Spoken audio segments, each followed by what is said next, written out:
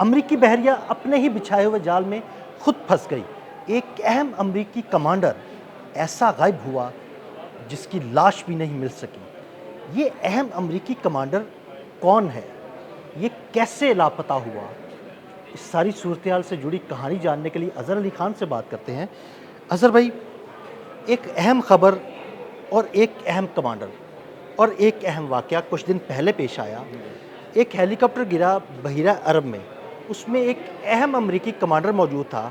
वो हेलीकॉप्टर में जो बाकी स्टाफ भी मौजूद था उस अहम अमरीकी कमांडर के साथ, वो स्टाफ उसको तो उन्होंने रेस्क्यू कर लिया, लेकिन उस अमरीकी कमांडर की ना लाश मिल सकी, ना उससे ज़िंदा रेस्क्यू किया जा सका। वो कहाँ गया और उसकी इतनी अहमियत क्यों थी?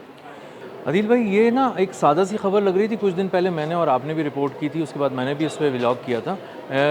बताया जा रहा था कि एक एयरमैन गायब हो गया है और वो समंदर में उसको ढूंढा जा रहा है। जब उसकी शनाख्त सामने आई है तो पता चला है भौचाल आ गया अमेरिका की पूरी बहरिया के अंदर, क्योंकि वो उनका इंतहाई अहम कमांडर था और वो बेसिकली जो हेलीकॉप्टर का जो उनका स्क्वाड्रन है उसका कमांडर था और स्क्वाड्रन 5 का कमांडर था। और ये बेसिकली 5th फ्लीट के साथ जो HW बुश उनका एक एयरक्राफ्ट कैरियर है इस पे तैनात था। और यहाँ पे उस कमांडर का मर जाना या गायब हो जाना, मिसिंग हो जाना बहुत बड़ी ख़बर है, क्योंकि वो एक अहम मिशन पर वहाँ से निकला था। MH-60S सी हॉक हेलीकॉप्टर है। जी, बिल्कुल। उसमें ये लोग निकले थे। ये तकरीबन 25 से लेकर $45 मिलियन की एक मशीन है। इस हेलीकॉप्टर पे जब वो निकले तो टेक ऑफ करने के कुछ देर के बाद उनका तवाज़ुन वो बरकरार नहीं रख सके, कंट्रोल खो दिया उन्होंने अपने हेलीकॉप्टर पे। क्या हुआ कुछ समझ में नहीं आया और वो गिरा। क्रैश लैंडिंग की उसने पानियों पे और उसके बाद उनको नहीं बचाया जा सका। और उसके बाद जब बहुत ज़्यादा कोशिशें की तो 3 लोगों को निकाल सके वो, चौथे को नहीं निकाल सके और वो गायब हो गया।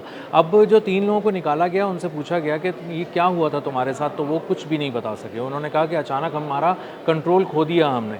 उसके बाद 4-5-6 दिन हो चुके हैं सारी बात को। रेस्क्यू ऑपरेशन इतने दिन चलता रहा, लेकिन उसके बावजूद वो अपने कमांडर को जो है ना वो बचा नहीं पाए। ना उसकी लाश का कुछ पता चला कि वो कहाँ चला गया। जी, वो उसकी शनाख्त भी छुपा रहे थे। आज उन्होंने बताया कि उसका नाम है गैब्रियल एडवर्ड। तो गैब्रियल एडवर्ड जो है 20 साल का तजुर्बा उनका था। अभी उनकी प्रमोशन भी कुछ दिनों के बाद होने वाली थी और वो इंतहाई अहम मिशन पे, ईरान के मिशन पे वहाँ पे मौजूद थे और वो 5th फ्लीट के साथ जुड़े हुए थे। अच्छा, अब इनको जब ये डूबे हैं, हेलीकॉप्टर क्रैश किया तो वो पानी में क्रैश किया। जब पानी में आप क्रैश लैंडिंग करते हैं तो वहाँ पे बचने के चांसेस बहुत कम होते हैं, लेकिन उन्होंने किसी तरह 3 लोगों को बचा लिया, एक मिसिंग हो गया। आप इस शख्स की, गैब्रियल एडवर्ड की अहमियत का अंदाज़ा इस बात से लगाएं कि उसको ढूंढने के लिए अमेरिका ने अपनी तमाम टेक्नोलॉजी, मशीनरी सब झोंक दी बहीरे अरब के अंदर। तह दर तह उसको तलाश किया, समंदरों की गहराइयों में जाके तलाश किया। 102 घंटे तक नॉन स्टॉप एक रेस्क्यू ऑपरेशन किया और 36,000 किलोमीटर के रेडियस में समंदर में उसको तलाश किया गया और नहीं ठहरा गया। बहुत सारी उन्होंने इंफ्रारेड टेक्नोलॉजी होती है एक उनकी, उसका भी इस्तेमाल किया, जो जदीद तरीन टेक्नोलॉजी है जिसके ज़रिए आप कहीं ना कहीं से कोई ना कोई सुराग इंसान का पा लेते हैं। लेकिन वो कौन सी लहर किस तह में लेकर चली गई उसको, गैब्रियल एडवर्ड को, कुछ नहीं पता। और ये भी नहीं अब तक पता चल सका। ये 2 बहुत बड़ी नाकामियां हैं। एक तो ये कि उनका अहम तरीन कमांडर मारा गया इस मामले में, एक हेलीकॉप्टर उन्होंने खो दिया, बहुत बड़ा एक धचका है उनके इस तमाम मिलिट्री ऑपरेशंस को बहीरे अरब के अंदर। और तीसरी और अहम बात यह कि अब तक वो पता नहीं लगा सके कि हेलीकॉप्टर के साथ हुआ क्या था आखिर में। अज़हर भाई, मुझे बड़ी हैरानी है कि उस हेलीकॉप्टर में 3 और लोग भी सवार थे। जब उन 3 और लोगों को रेस्क्यू कर लिया गया और जहाँ से उन्हें रेस्क्यू किया गया, तो उस इलाके के आस-पास ही वो हेलीकॉप्टर समंदर में गिरा होगा ना? लेकिन बड़ी हैरत की बात है कि अमेरिका ना उस हेलीकॉप्टर के मलबे को तलाश कर पाया, ना अपने उस कमांडर को तलाश कर पाया।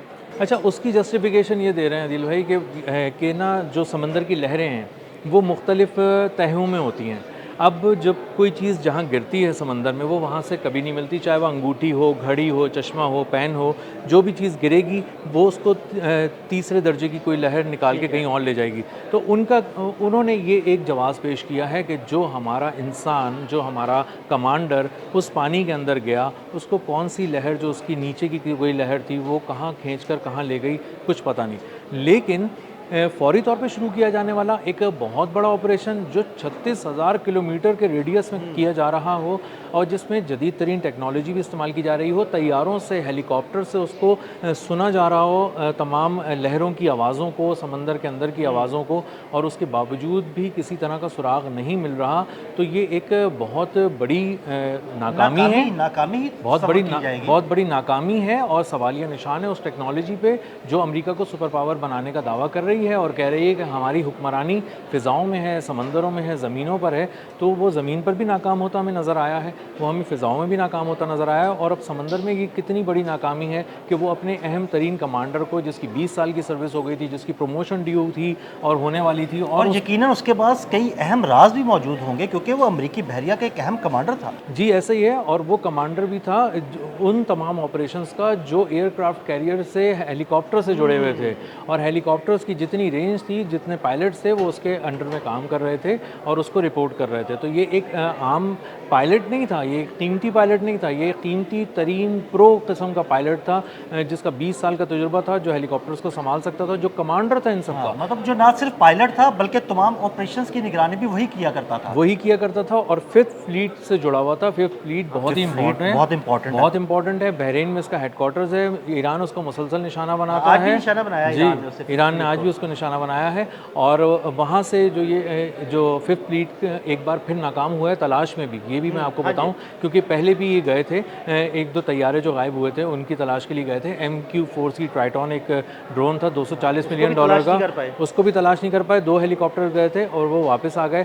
फिफ्थ फ्लीट ने एक बार फिर ये ऑपरेशन करने के बाद एक और नाकामी जाहिर की है। तो ये मजमूई तौर पे कई एक नाकामियां हैं जो सिर्फ इस एक मामूली से ऑपरेशन से जुड़ी हुई हैं, जिसके बारे में ख़ुद अमेरिका भी नहीं बता रहा कि वो क्या ऑपरेशन था, क्योंकि वो कह रहे थे कि वो तो एक आम सा हेलीकॉप्टर था, एक आम से रूटीन के परवाज़ पे जा रहा था।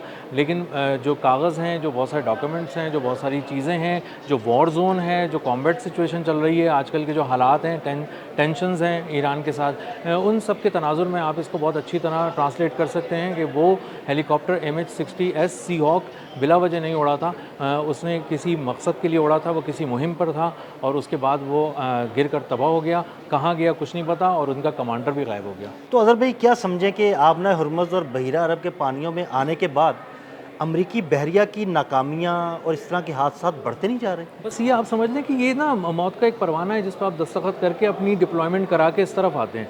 आप आबनाए हुर्मुज़, खलीज फ़ारस, खलीज ओमान, बहिर अरब वगैरह में कहीं पे भी ज़मीन फ़िज़ा कहीं पे भी तैनात हो गए समंदर में, इसका मतलब ये है कि आप घर वालों से मुलाकात कर लें, परवाना खुद अपने हाथ से लिख दिया जी, और उसके बाद कोशिश करें कि आखिरी बार आप हर दफ़ा वीडियो कॉल ही करें घर वालों को, ताकि वो आपको हमेशा देख लें आखिरी दफ़ा के लिए।